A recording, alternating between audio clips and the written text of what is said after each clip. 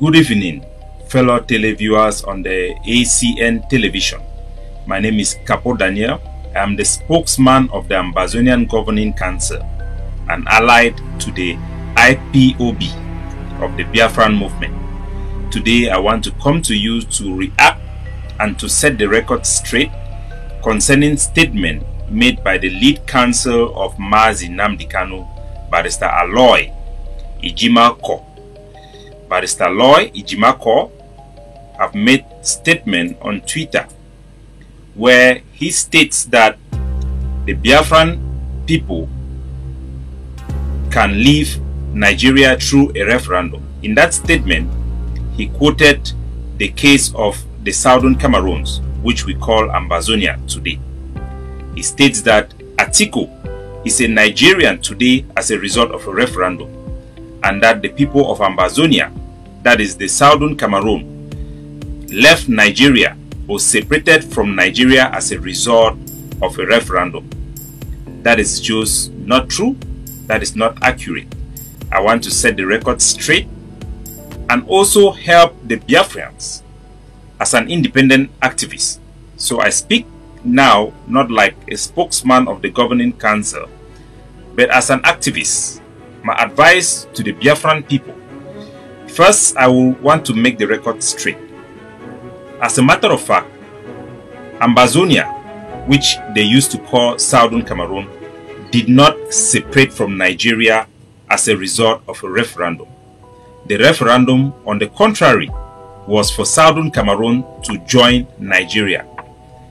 An election, or you want to call it a referendum, it was actually a plebiscite.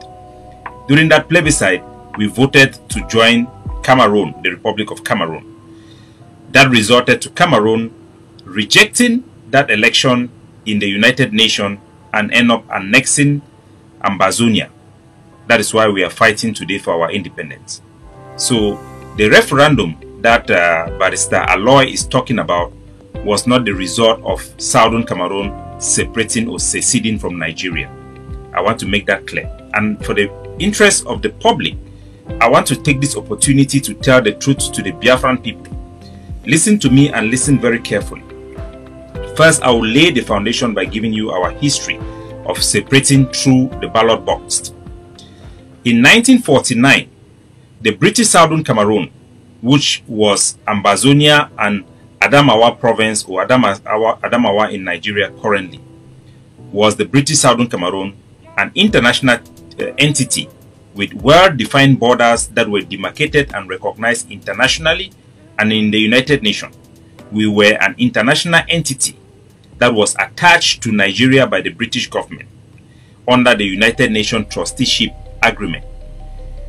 In 1950, the Nigerian Constitution, because we were governed as part of the eastern region of Nigeria, granted us the possibility to elect our members of parliament, our parliamentarian, into the eastern legislature in Enugu. The Southern Cameroon, Ambazonia, elected 13 members of parliament into the Eastern Regional House in Nigeria. After 3 years, all of our parliamentarians, they decided to declare benevolent neutrality and withdraw from Nigerian parliament. All of them, 13 parliamentarians from Southern Cameroon, from Ambazonia, withdrew from Nigerian legislature.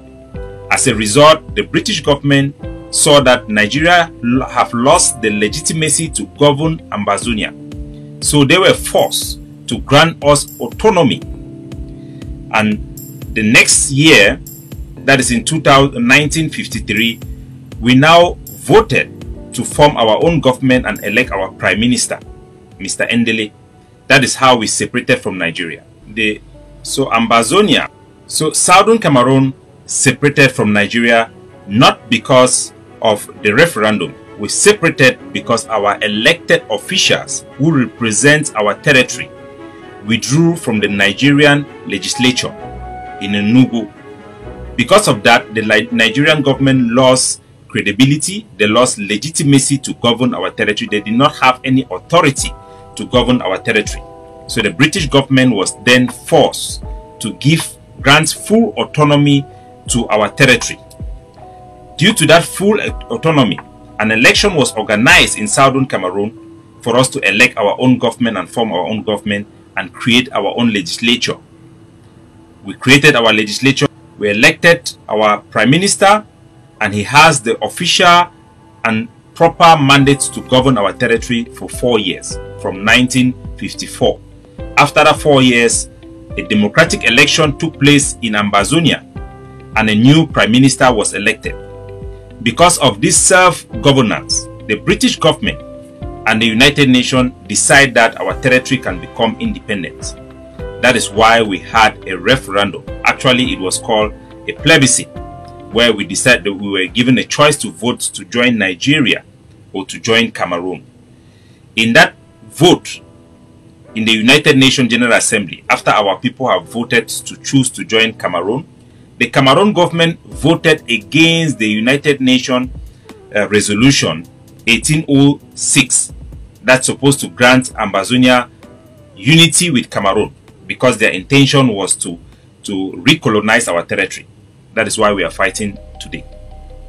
So to the Biafran people, the issue about referendum, from my interaction with the leadership of the IPOB when Mazi Nnamdi Kanu was a free man, it was all a rallying point to governize the people of Biafra to fight for their independence and their freedom. It was never an objective. Let nobody deceive you that you can have independence through a referendum. Referendum is independent in essence, because when Southern Sudan was about to be granted her independence, the United Nations therefore granted them a referendum. Nigeria will never grant Biafra independence through a referendum. So, right now, the Nigerian government sees the issue of a referendum as a tool to pacify the Biafran resistance, so that you cannot make the necessary move that will enable your territory to become independent. They are now giving you your medicine.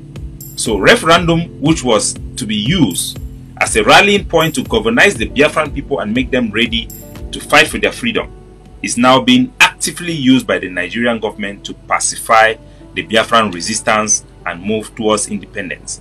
That is why the Nigerian court have accepted cases for referendum.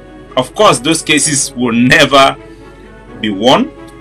It will just go on and on and on, and buy time for the Nigerian government to crush all the leaders and all the armed fighter, all the freedom fighters in Biafra. My advice to the Biafran people is that if you want freedom, you must accept the price for freedom. If you want freedom, you must understand that any election in Biafra gives the Nigerian government, whether you like it or not, a mandate to continue Nigerian rule over Biafra. For you to be free, you must delegitimize Nigerian rule over your territory by stopping and banning all Nigerian election. This coming presidential election is the biggest blow to Biafran freedom. If the Biafran people are wise, you will listen to your people who are asking you not to participate and to outright ban this election. Because of corruption, it will be impossible for Biafran senators and legislatures and their governors to withdraw themselves from the Nigerian constitutional framework of a government. It will be impossible. The only way you can delegitimize Nigerian rule is to ban election, arrest all their elected officials, and make sure that Nigeria cannot create a semblance of legitimacy over Biafra. Then you would have contested Nigerian rule, Nigerian legitimacy, and give your people a chance to be considered, their aspirations to be considered. Because so long as you elect senators, elect governors, whether the election pool is 10%, 20%, you have given the Nigerian government another year to keep you in the zoo. So for you to be free, your biggest enemy are the legislature, the people within Biafra who represent Nigeria.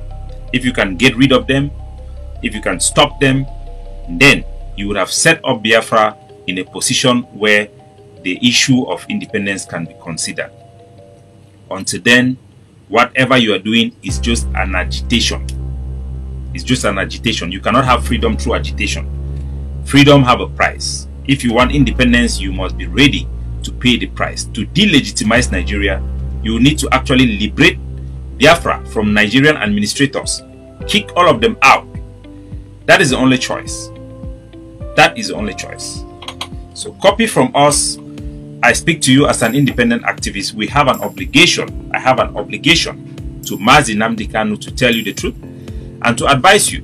Now that he's in jail, there is no way you should expect anything from him, or any validation or any policy coming from him.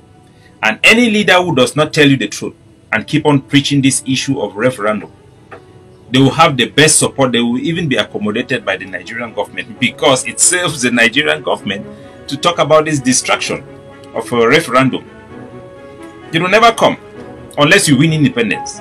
So winning independence will give you referendum. Asking for referendum is like putting the cat up in front of the horse. It doesn't work that way. Freedom is not free. You have to pay the price. You have to go to war. This time, not a conventional warfare, because Nigeria have demonstrated the strength to be able to contain Biafra through conventional warfare, but through guerrilla tactics that is geared towards delegitimizing Nigeria, kicking out all her representatives and her administrators, will make sure that Biafra is ungovernable and that Nigeria will lose credibility and legitimacy to govern Biafra. And the Biafran people by themselves can start constituting themselves to govern and arrange their territory the way they want. That is the only way you can win. You cannot win Nigeria through conventional warfare, but definitely you can win Nigeria through resistance and through guerrilla warfare. If the Taliban could win the Americans, that may not be a perfect example, but I can guarantee you Nigeria cannot defeat Biafra through guerrilla warfare and through resistance against Nigerian rule. Fight for your freedom. God bless you.